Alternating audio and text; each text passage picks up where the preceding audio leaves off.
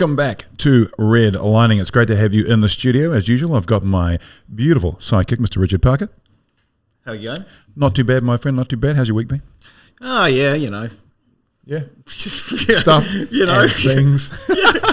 Don't forget to like, subscribe, and if you feel like leaving a comment saying we're a bunch of pricks, please do, because it helps with the algorithm. And as usual, please consult your medical professional before taking any advice from these morons. Okay, across from us is the one and only Cam Harris. He's a DJ, promoter, and producer. Welcome, my friend. Hey guys, how's it going? Thanks for having me. No, thanks for coming in. Very excited to have you on the Redlining Podcast. Of course, you were a contributor to our Redlining initial documentary. Yes. And we actually chatted for about an hour, and I used about 20 seconds of you, but there was so there was so much cool stuff going on, so we thought we'd invite you in to not necessarily repeat what you said, but have a good old chat. We can have an A and B chat if you like, comparing back then to now, because when you guys asked me about how's the events going, I was like, I don't know, I'll tell you soon, because it was just about to start back up again, you know? Well, okay, how's the events going? Yeah.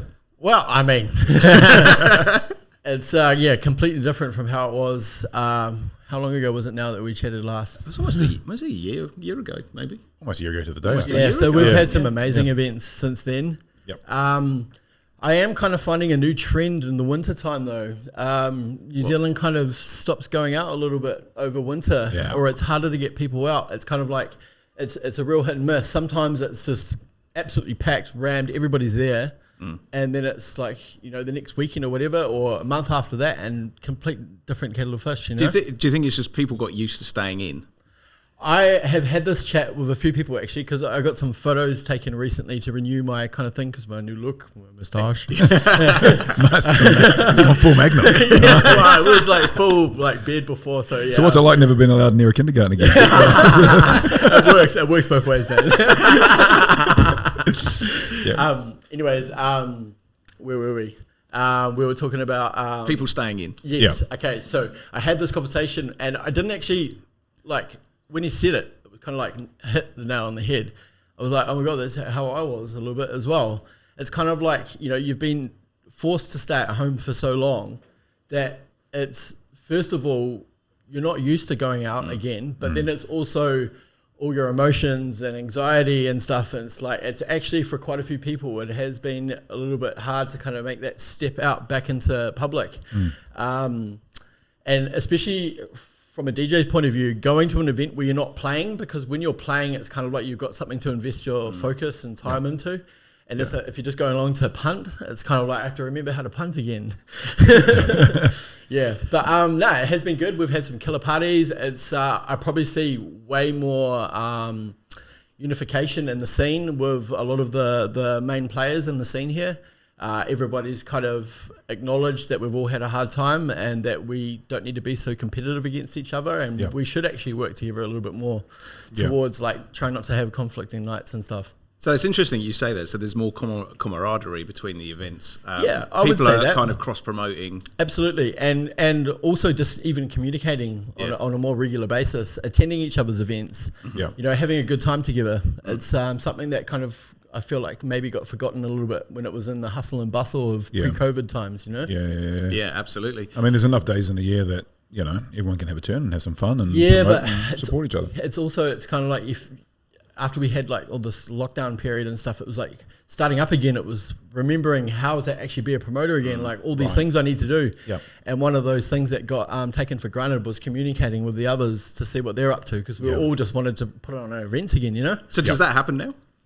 Yeah, absolutely. Now it's way better. Like there's a lot more communication going on amongst what I deem as like the big punters, you know, of the promotional kind of world here. Yeah. So you're over the past few years, you are sort of one of the main promoters of bringing international acts over. Thank you. I try. So how's that been going? You've had a couple of internationals recently. You've got a couple coming up. So let's look at the internationals you've had in the past couple of months. How's the parties been? Have people been attending? They've been going off? Exactly like I said before, it's been a little bit hit and miss. Some nights are amazing. Everybody's there. You see faces even you haven't seen in a long time. Definitely feels like it's more of a thing that people are doing, going out again. But then, there has been a few clashes and stuff, and you do kind of notice it's quite our scene here is it's amazing, but it's small. Yeah. So, and then the other problem with that as well is that Auckland's so big. So it's like now we're starting to get little spots picking up all around Auckland. Yeah. And it's if you're all the way out, and the warehouses have only hunger, then you're not going to go venture out back into the CBD necessarily for another event if there's someone you want to see, Yeah. And then it's almost like there's the other warehouse parties as well with CJ's operation he's running out there as well.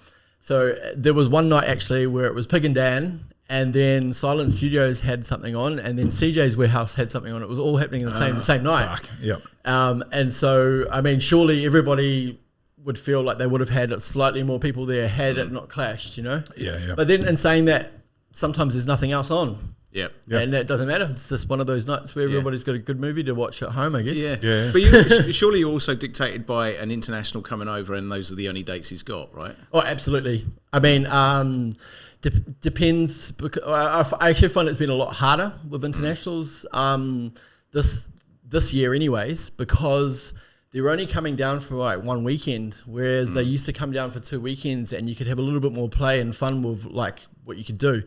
But because they're coming down for one weekend, and of course Australia is like 10, 50 times bigger than New Zealand scene. We haven't even got a look in. Like there's been so many artists that I've really wanted to see here, but just having a look in with Australia being able to offer 10 times more than us. Yeah. So how do you go about that? I think I asked Owen Evans last podcast how he went about booking internationals. I'll ask you the same question. So do you go and see who's playing in Australia and then try and tempt them over to New Zealand, or do you get contacted by certain artists or management companies? I'd like to think that I've got my finger extremely on the pulse, and I can see artists that I like when they're starting to talk about coming to Australia, or because I've been around for as long as I have, I've got lots of different mates in different nooks and crannies, and they have different tastes. They'll kind of send me or forward me a little message or something and be like, oh, look, so-and-so is coming, blah, blah, blah, you should try get him, blah, blah, blah, Or even sometimes on the pages you get that, you get, fans messaging and going, oh, I'd love to see this person, I see they're here on this date. And sometimes I already know that person's going to be there and that it didn't work out with, what we're offering or their schedules and stuff like that. But there's been so many, probably more than ever before this year, that have either not had enough time to come down here, or there's been too much on already, or we just basically can't afford to offer the same type of money as Australia. Yeah. Do you find the artists just, I don't want to say don't want to come to New Zealand, because that's not really what I mean. But it's kind of one step too far. They've gone to Australia, and like New Zealand's kind of like a dirty secret. You know what? It's funny. It's actually funny. I've seen a number of times on a few different artists, like their itinerary, and it'll have Queenstown down as Australia. Really? So they're trying to steal our Queenstown from us, man. Fuck. First it was Lord, then it was Crowded House, now it's these guys. But how did you get started in this whole industry? Like, what was it that sort of pushed you towards wanting to promote?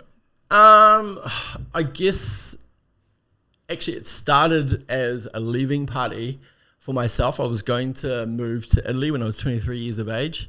It was another friend's 21st. It was another friend's birthday. It was something like an average birthday, like a 24th or something.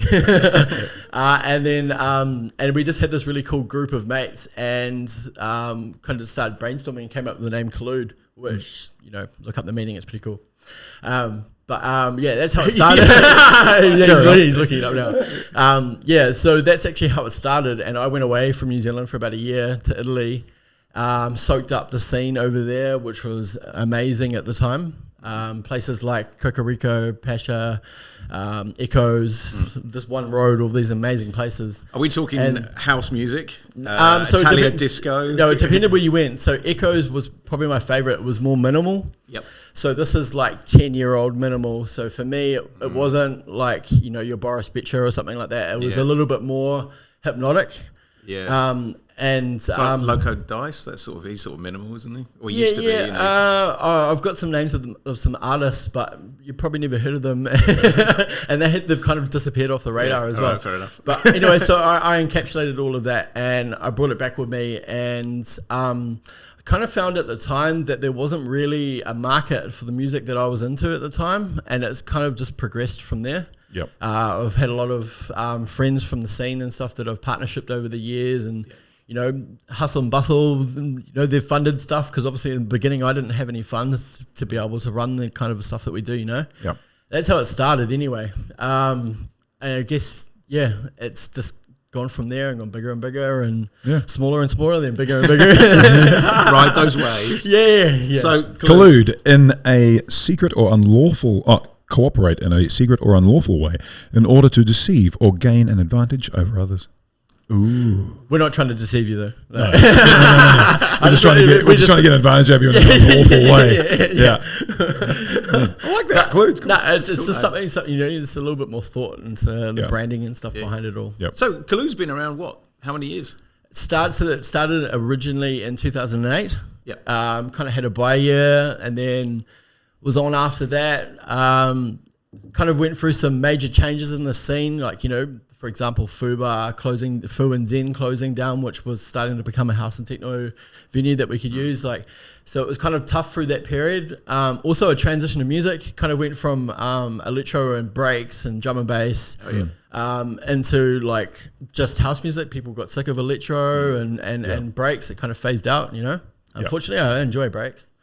I can do without the electro anymore. Like, it had its time and place, but but breaks is kind of one of those genres that's always been around, but no one sort of really plays it. I feel like it's kind of having a respawn at the moment a little bit, like slower breaks though, like 120, kind of 124. Yeah. Because it was massive when was it, like the early 2000s or the late 90s? It was massive, wasn't it? Yeah, it was. Around that trance time when trance was bigger back here? Well, yeah. I mean, trance apparently is still massive in Australia. Yeah, I think So if you want to go for a whoop, whoop. So I remember that stuff in the late 90s and early 2000s. And what are those albums called? Gatecrasher and all that sort of thing. Timeless Man. Yeah. But with breaks, definitely in Brighton, where I'm from, we had a club called Concord, and that was like a breaks club, and like that's what Fatboy Slim. Oh, we had a group called Concord Dawn. Yeah, like breaks was really, really big in the late night, and Norman Cook, Fatboy Slim, he played breaks for where his sort of sound evolved from it's like big beat. Yeah, some of you can feel like the breaks inspiration in his music. Yeah, exactly. Yeah. Well, his older stuff. Yeah. No, he doesn't play it now, but sort of in the early 2000s as well, it was pretty big, but it sort of then went a bit more underground and sort of not many people. We had Antiform from New Zealand as well. They actually played in some festivals and stuff in Europe and that. Oh, yeah? Yep. One of the guys was a good friend of mine, Luke Purcell. Amazing DJ, so super talented. I've never seen anyone scratch like that on a CDJ. Oh, yeah.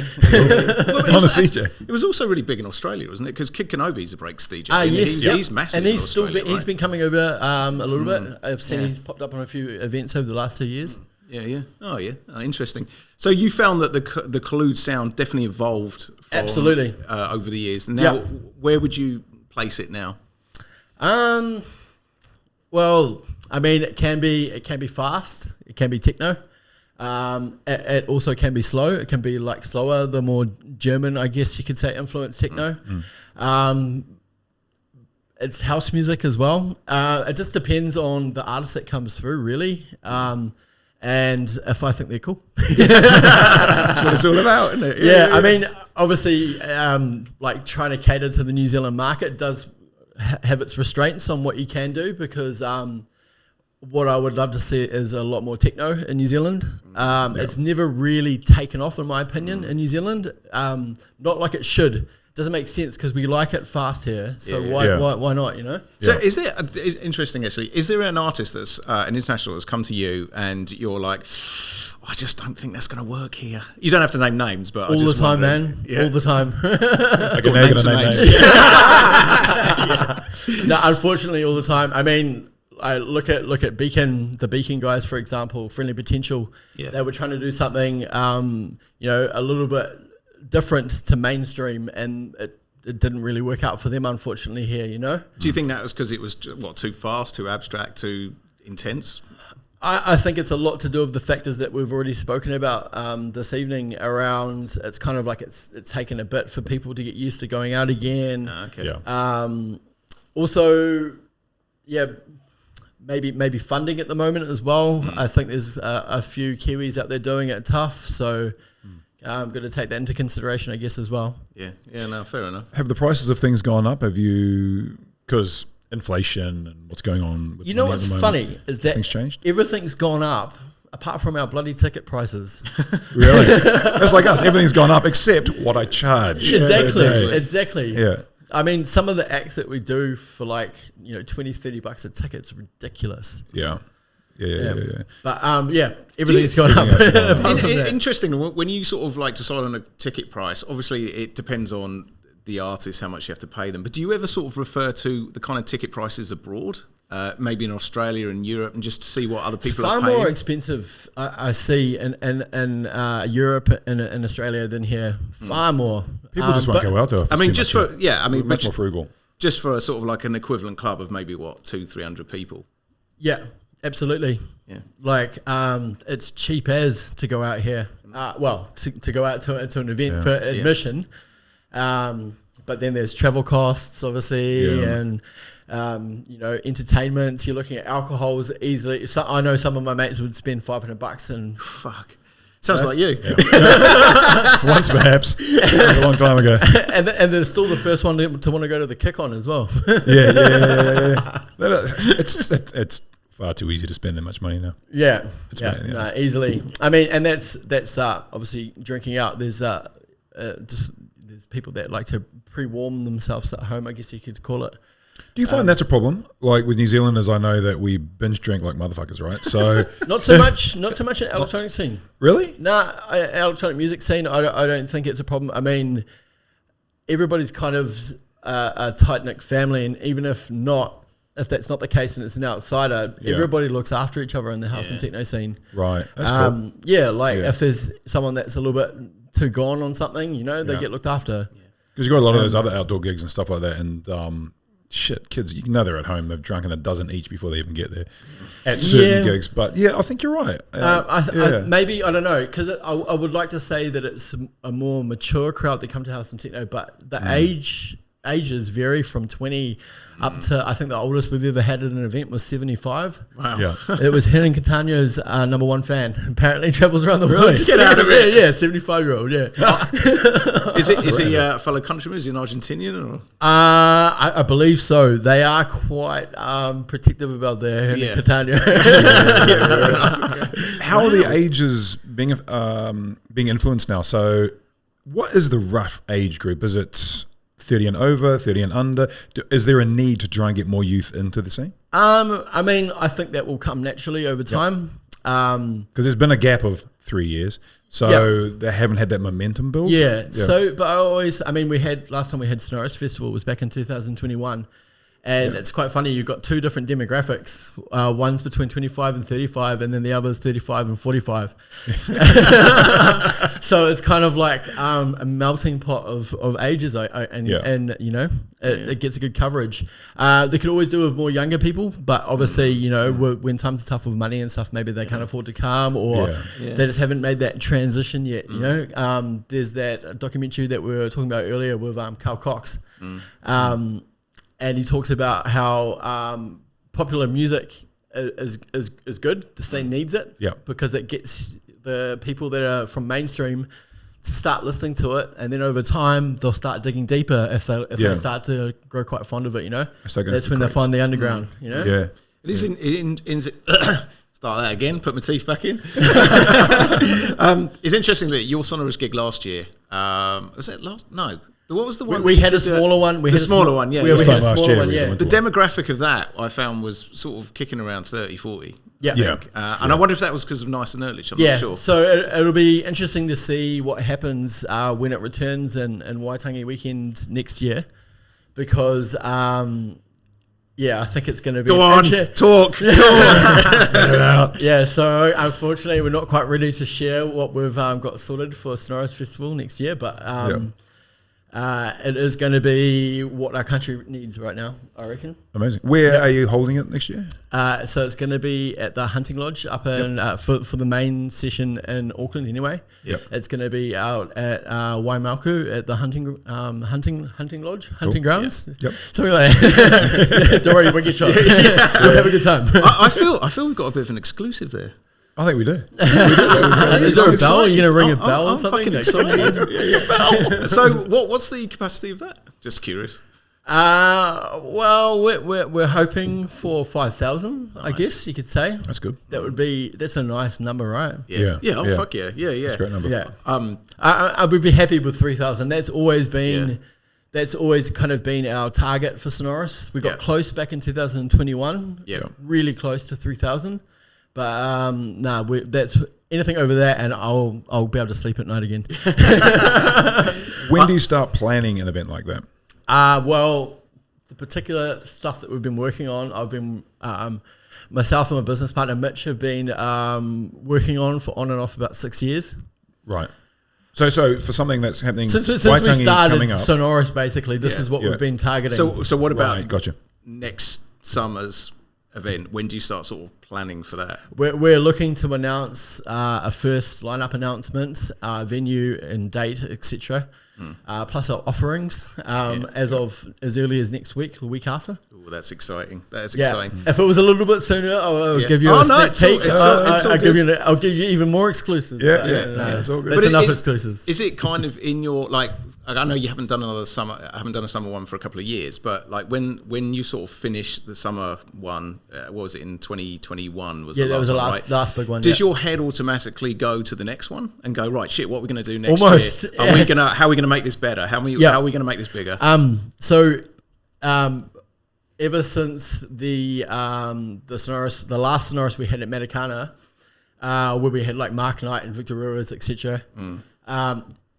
I think it was about as soon as I'd finished like cleaning up and washing up the budgeting and stuff. I think I went straight into emailing out to try and target the artists for next year. Yeah, or straight onto the agents in Australia, going, "Hey guys, what do you got? Let's do it." So are you sort of because I know everyone's sort of kind of doing their summer tour, from the Northern Hemisphere. Yep. So are you sort of looking to see who's touring Australia around that time? Who can we get in?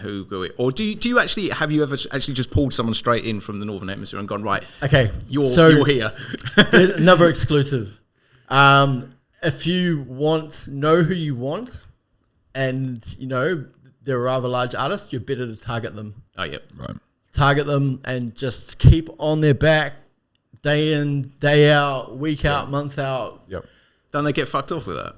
Well, it worked for us. There you go. You don't stop until they say yes. Yeah. So obviously, it's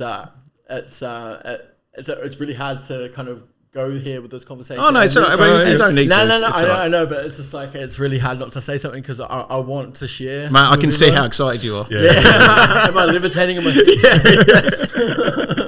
What I really liked about the 2021 one was just the kind of, I mean, it's an awesome vibe. There's no doubt about it. I've loved every Sonorous I've been to. But like, you're in the middle of it and you look around and there's Mark Knight just over there. And then you look around and then I think Elka Klein, he was in having a sit down talking to a load of people. And then you look over there and and it's just like one of those festivals where just all the artists seems to just mingle with everyone. Yeah. Well, I mean, I couldn't stop smiling from ear to ear when I just looked out to the main field and I could see Mark Knight just trotting around getting photos with almost every different pod and group of friends in there. Yeah. And then it was like for the next 2 weeks after the event, all you got to see was Mark Knight photos all over Facebook. I mean, I love Mark Knight. He's one of my favourite artists. So. I am stoked that we managed to get him to come. He's awesome. Yeah, because that's like... That was the best of both worlds that year. You had Victor Ruiz that finally managed to come out because he had to postpone the year before because he had food poisoning. And then Mark Knight at the same time as him, both playing to packed rooms in bloody Matakana in New Zealand. It's like, what's going on here? Sorry, just one just a further question for that. Like, because Mark Knight was like kind of a second release artist. Did you always know you were going to have Mark Knight and you were just like teasing it, or did he sort of like come available and you're like, fuck, I'm getting him in there? So it's kind of like each year's been different, and it comes with its new set of challenges for you to kind of overcome. And when it comes to release time, you want to go out with all your big guns, basically. Yeah. But sadly for us, that's never happened. So, it's always kind of like on the borderline of being signed off or being approved or whatever. Yeah. And it always comes, it never gets in time before your announcement. But I'm stoked to say that we've got it for the next release. Nice. So Sick. we're going out with our big gun, guns. Can't wait. So for the uninitiated, tell us a little bit more about the festival itself. How many days? It's just one day, isn't it? It's just one day. I mean, I would love to grow it into multiple days. Yep. How many stages?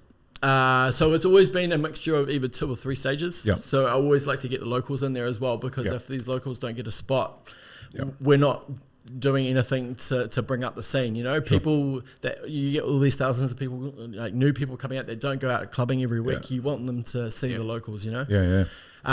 And then it just depends on what we've got in terms of the lineup. I mean, if you can't put Mark Knight playing before Victor Ruiz, you know. Yeah.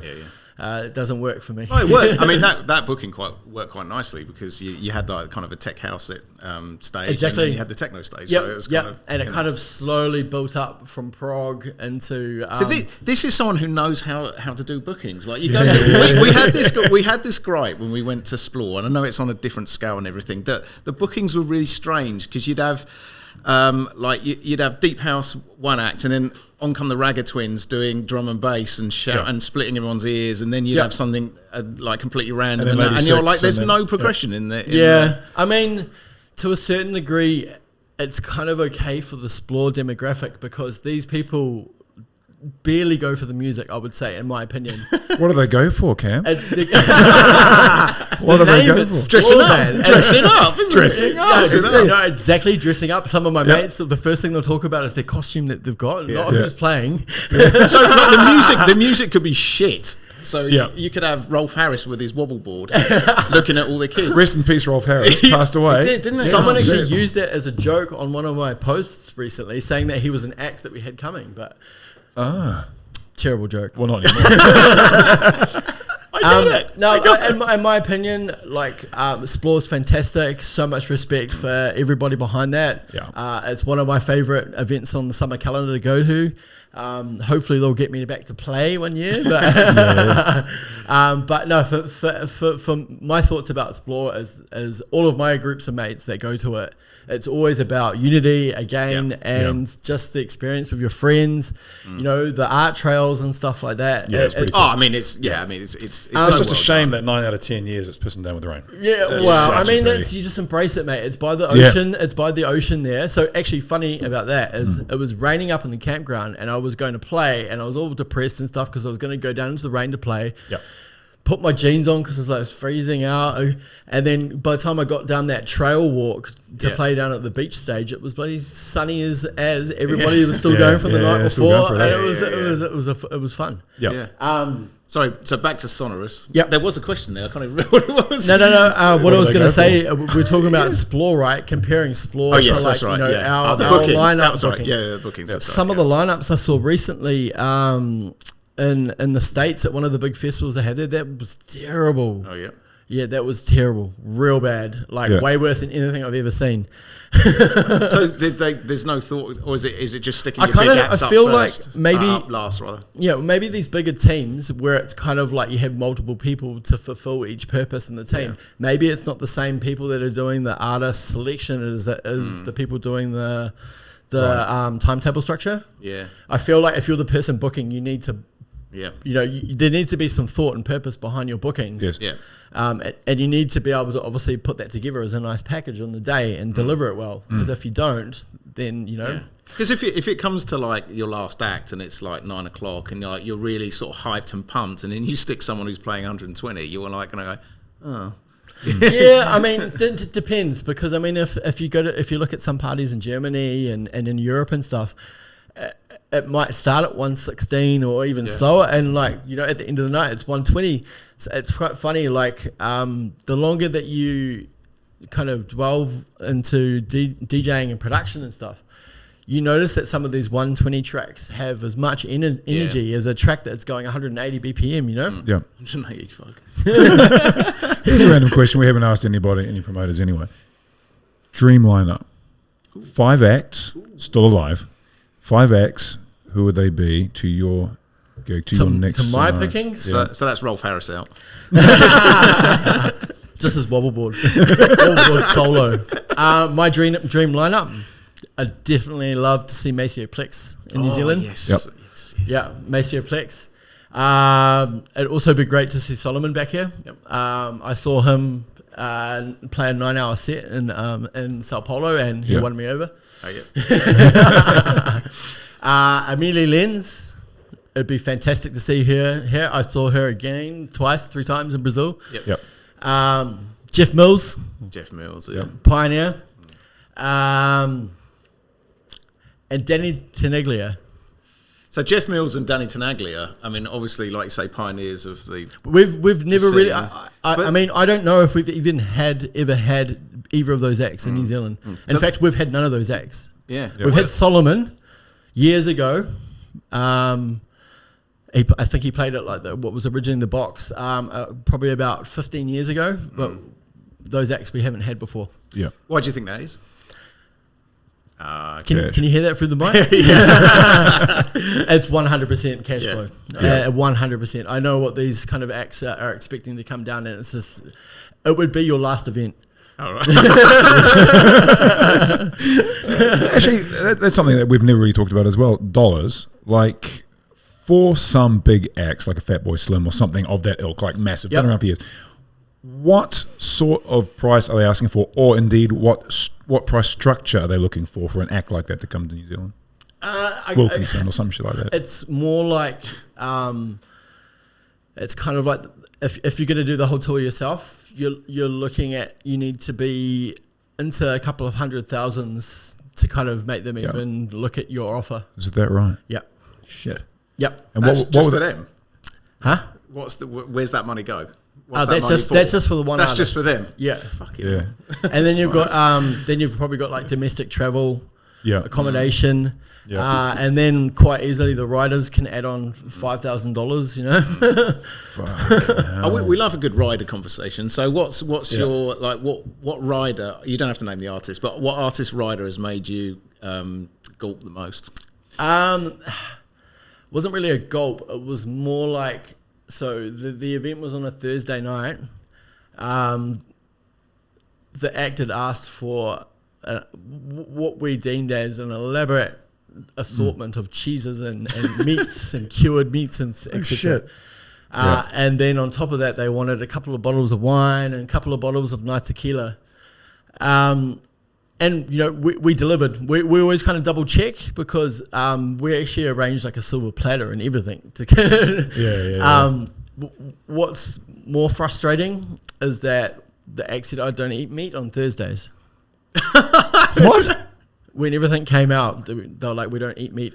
But it was on their Thursdays. rider. So the Thursday thing wasn't on their rider. Well, yeah, obviously, you know, that wasn't even in small print on the agreement. But it's more frustrating when they don't actually have it or they don't consume what you've gone out and arranged for them. Because, I mean, sometimes, a lot of the time they ask for, like, you know, fancy alcohols or liquors that we don't normally or commonly get from your average, you know, wholesaler here. Yeah. So you got to actually order it in or whatever. And then for them to not even touch it, it's like, I wouldn't spend this much on myself for alcohol. Do you think for some of them it's just a power play though, or? A lot of the time I actually feel like it's miscommunication between the agent and the artist, because they'll have all this elaborate stuff on their rider. Yeah. And then you go to the artists, especially ones that you make friends with over the years. Like, dude, do you really want all this stuff? And they're like, I didn't even know that was on there. Yeah. You meant Coca-Cola. Sorry. Damn. Right. Yeah. I'll take my 10 grams back then. Sweet. Already gone. What was that? So, what's more common in a rider? Just sticking with the rider thing for a second. What are the most common things that people want in riders? Just drinks, food. Normally it's like quite nice tequila. Yeah. That would probably be the number one. item on the list. It's quite funny actually. One year at Sonorous, there was a scenario where I would say some of the techno DJs had requested some nice tequila. And one of the other techno artists kind of encouraged the other techno artists, drink up. Anyways, it's the first time I've ever seen an artist finish playing, get off stage, try to fight one of the head promoters, and then the head of security as they escorted themselves out of the Jesus Christ. Classic. Do any of the acts take the piss and ask for illicit substances? Not on their riders. No, they don't have the cheek. But you might, sometimes you might occasionally get, can I get a 50 bag of weed and and a cone? Sometimes I might ask for some weed, which for me I feel like that should be decriminalised in New Zealand anyway. Yeah. So for me it's just like someone asking for tobacco. So I didn't mind that, and then sometimes you might get asked for something. But I mean, majority of the artists that we've had down here, Clean Sailing, they've kind of done their dash with that stuff, and we've noticed that. Some of the people that we've had, the internationals that have been in, all sober or close to it. You know what I mean? They're at an age now, or they're at a maturity where they want to enjoy the gig. And have fun. When was the last time that you guys did a 2-night bender? Can you imagine that with planes in between? I can't get past 2 o'clock, bro. So do any of them ask you to get on it with them? Alcohol, that is. Oh, absolutely. I mean, you make friends with these people over the years because it's like, I mean, it's just the nature of things. You're at a party together. Of course, there's going to be the odd one every now and again that you just really get along with quite well and have fun with. So yeah, for sure. Oh, that's cool, man. So you're also a DJ, obviously, and you produce music. Yep. Did your style work alongside Collude? And what I mean by that is, did your music style kind of change as Collude's promotions changed with the style, or has it always kind of stayed the same? Maybe. I guess you could say to a certain degree. But I've always, for my own productions, I've always kind of stayed in that house music world. Up until my recent trip to Brazil, where I came back all enthusiastic about techno again. What brought that back then? Obviously being in Brazil, but what was in the music that sort of reinvigorated your love for it? Well, walking into Time Warp as a Kiwi for the first time, wow. I still remember walking in through the gates and just, I mean, that amount of people that are just their sheer love of the music. They know the tracks, they know the artists, they stay out for incredible hours just going off. Walking into the Techno Dome at Time Warp, where in 3 days they had built a 20,000 person dome that was covered in these tiny little LED lights all through the ceiling. Jesus. Oh man, that's amazing. And they did that in 3 days, and it takes them 1 day to take it down. Holy shit. Yeah. Fucking hell. I went to Chocolates Gambino did that here. I remember he brought this big dome thing. It was like it was a 360 image thing that they did out where they have Splore out in the thing there. And we went along, and it looked great, and it was amazing. And you get in there, and I think it must have been 600 to 1,000 people in there. It was a big dome. The sound was atrocious because it just reflected off everything. It was like, didn't you guys think about that? It was just strange. It was a cool act, looked neat, and it was cool seeing the guy from... Did they have the speaker, were the speakers mounted by any chance? Can't remember, didn't see. I think as soon as you start getting over like 1,000 people, or even if the terrain of your venue is a little bit weird, you need to mount the speakers, Get it over the bodies. Yeah, no, these are actually quite low. They were all like stage height. Yeah, so that was probably the problem. Yeah, I think it's quite hard to get it sounding nice outside unless it's mounted. Yeah. It's interesting. So as a DJ at the moment, do you always put yourself on your own in your own promotions, or? I kind of feel a little bit, especially since COVID. It's like if I wasn't booking myself for all these events, I wouldn't get much of a look in the market in New Zealand. There's not heaps of stuff happening by loads of different promoters. I mean, it's probably better than it has been in a few years at the moment in terms of the sheer volume of promoters out there. Yep. But I guess if it wasn't for myself booking myself, I'd probably play like maybe 4 times in a year. Right. Why do you think that is? Just out of curiosity, is it just people are just booking the people that they always book, or you're choosy about what you play, or maybe it's just people don't really know too much about what I'm up to. Maybe it's something to do with that, or I would suggest to say that you're probably one of the most prevalent people in the scene. Well, no, I'm just being honest. Yeah, but I mean, with that becomes, you know, you do get competitive kind of people out there as well that might see you as a threat potentially. Yeah, it's a tough topic to say, but I mean, I have had some good opportunities and stuff, and I also feel like it saves a bit of budget as well if you have yourself on the lineup. And also because I've been DJing for 20 years plus, and I've also gone over from hard dance to breaks to electro to house to techno, back into house, back into techno. Like I feel like I understand what is expected from an opening DJ. Oh yeah. So I quite frequently put myself on before the international because I know what's expected of that DJ being my own party. You don't want to play the biggest belters of the night, but you do need to form a dance floor, and you do need to get the anticipation going. But I also have become aware of also not giving enough opportunities to the rest of the scene, and I have been looking for always kind of over the last 6 years or so have looked for up and comers, someone that's truly passionate about their craft, and look at where the spots are where these people would fit as well. Because you don't always get an opportunity for every style or of subgenre of house and techno. But yeah, I am trying to make more opportunities for others because I don't mind so much not playing at my own gigs. Probably got enough going on, right? Well, I mean, it's a lot of work that goes into the night, you know, and not only that, but you're the first person in there. You set up. You're the last person there to leave because you've got to pack down. And then not only that, the day before and the day after, you're running around the artist picking them up from overseas, you know. So it's a lot of stress to put on yourself. And when you get into your 30s, closer to 40s, it's kind of like you can't maintain that amount of work. Like, you know, you can handle a 4-hour sleep or whatever when you're young. So here's my burning question: why do you do it? Because I love it.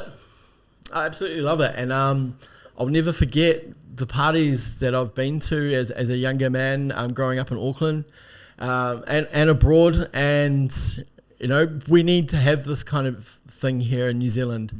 We shouldn't have to go to Europe to be able to experience some of the finer things in music, in my opinion. What are some of the finer things that need to improve in New Zealand now that we've had the Great Reset and we're here? What are some of the things that you think need to happen to improve to get to a level where, to the level that you would like to see? Well, I'd like to think that things like diversity are important, but it's also something that I see New Zealanders far more aware of in terms of who's playing on the lineup. So making opportunities for, you know, different races, different sexes, you know, whatever. Is it still fairly male dominant? A lot of it is. A lot of it is, but I do see a lot of nice change coming, and across the board, promoters of all different sorts of music in New Zealand. That's key. It's happening here already, but we just need to keep on growing on it. And you know, I'm not guilty of it of myself. You know, over the years, like, you know, it's something that we're aware of now, and that needs to be everybody. It needs to be everybody's invited. You know, doesn't matter who you are, where you're from. What shoes you're wearing, like just it's about unity. And I guess support not only for those that work day in and day out, month out, year out, trying to do something for us in New Zealand, because it is really tough at the moment for a lot of people, including the promoters. You know, so people going out, supporting the clubs and venues that are investing their money and time into providing us with a location to be able to do these things as well. Stop asking for bloody free tickets as well. Would be Speaking of which, the free tickets thing needs to stop. I mean, some gigs are worse than others. It just so happens to be the ones that are really popular that people expect free tickets for. It's kind of like for no reason. Yep. I mean, apart from being a mate, maybe. Well, some of them aren't even your mate. You haven't heard from them since last time you did an event that they wanted to go to. That's a main thing that I couldn't push and hope for more is just support and going out, supporting these venues, supporting the promoters, you know. I've always found that to be one of the conundrums is people know you do something or you have something to offer and they always want it for free. And it's like, you should be supporting, you should be offering, you should be using my services. And if you use my services, I'll give you a discount. I think that's to do with the creative industry, you know, because they think you've got a creative skill, whether it's music, it's video, it's art, or whatever it is. They think they can take the piss and get it for free because it's, I don't know why the reason is, but like. And they want mates rates, and I'm like, no, you're my fucking mate. I don't know who you are. You're not getting shit for free. Sorry, what was your name again? No. Who, what? I wouldn't know your name if it wasn't up on Messenger. But but I think if people are going to offer something people have the audacity to ask for something for free, they got to give something in return anyway. Yeah, exactly. You know what I mean? Give something back. What are you bringing to the party? I think there's a good reasoning for sort of contributing and being a collective and sort of helping that way. But if you're just coming along going, all right, I haven't seen you for 6 months, but can I get in for free? You know, because at the end of the day, like you're putting all this work in, you know, you want something back up. You're not, although you have, and you obviously have the passion for it, you're still not going to be doing it for free. No. Right? Well, I mean, the reality of it is that after Christian Smith, which I have on the 2nd of June at Neck of the Woods, after that, I've got one more artist I'm about to announce. I'll tell you anyway. Pig and Dan is coming back. Oh, nice. So they'll be back in June 23rd. Yep. Are you going to hit the studio with them? We've got a track that we've got to finish. And it's like 90% there. Unfortunately, he's only able to come in for the show this time. So it depends on how his jet lag goes. Yep. Last time that was what made him get in the studio with me. So. Oh, yeah. Yep. So other than that, I'm actually having a break from events just because I'm finding it way too tough out there at the moment. Yes, I have a good day job, which means that I can do what I do. But I'm not going to keep on pushing it if it's not enough people coming to the events, you know? So sadly, that will mean no more internationals from me until later on in the year, September. I can't say what we're planning for that, but myself and the guys from Lo-Fi are actually working together are going to collaborate on an event. So I'm really excited about sharing that with the public. That's a joining together of two titans of the New Zealand music industry. Thanks, man. That's good to hear. So this is what I mean. It's the things that have come out of the fallout of the lockdown. This is something that wouldn't have happened pre-COVID. Oh, that's cool, man. So it's really cool to see some things starting to happen, you know? So even though you say you're going to take a break, I mean, you're still going to. So what I'm keen to talk to you about is your productions and sort of how prolific are you? Are you getting more into sort of producing now and spitting out some more tracks? And ever since COVID, I've put a lot of time into production. I've honed my skills massively. I had a release with Second State, which came out at the beginning of lockdown. That was actually a project I worked on with a friend of mine, Khalil, from when I was in Brazil. I could go down on a story about that. It was pretty funny, but it's all right. Go for it. No, with the music stuff, we can come back to it if we've got time. So I just had a remix I did for Juliet Fox that she played at the closing parties of what you call it, Printworks. Oh, yeah. So, I mean, amazing venue. I would have loved to have visited it one day and potentially even played, but the next best thing is someone playing something that you've created, because I spent 5 months on making that track. I was just never happy with the content until 5 months. I found something that worked. And luckily, Juliet was into it as well. So how do you find out? Does she say, oh, I mean, you obviously did a remix for her, but did she tell you she played it? Did you see it on social media? She didn't tell me. She didn't tell me at all. Because I knew she was playing there, and I was like, oh, she could have played my track. And then I sent some. I saw a video from her. I actually saw it myself. I was scrolling on Instagram, and I think I was tagged as well. And then I was like, no way, Nice. Holy crap! Because that's. I mean, I don't care about making money off the music that I make. I really don't give two tosses about that. I've got a good day job. Yeah. But what is nice is that enjoyment of playing your track to a dance floor and people loving it. Yeah. Or even better yet, someone else playing your track.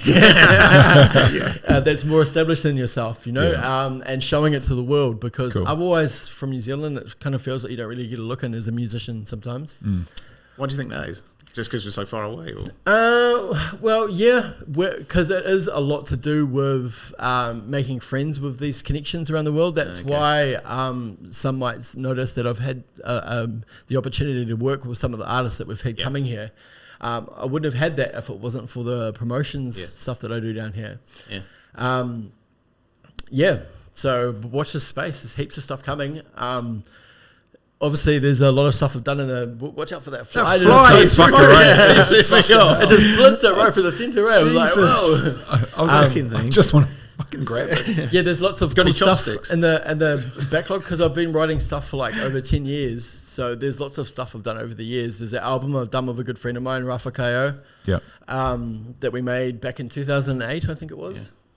Yeah, 2008. Wow, shit. Something like that. Oh, yeah. No, 18. I was going to say, it's old school, isn't it? There's no way in hell I could have made music that sounded good in 2008. So I'm quite stoked with where I am at the moment. I'm just finding it a little bit hard with getting inspiration for finishing projects. I've got about 20 unfinished projects at the moment, and I mean, obviously with my own events, I get inspiration from the acts the international acts that we have coming in. But without all the events and stuff here, we lack inspiration, and then we don't write good music. So we need the parties to keep on going so that can happen. You know? Do you find you're a bit of a perfectionist when it comes to finishing tracks? I'm getting worse as well with age.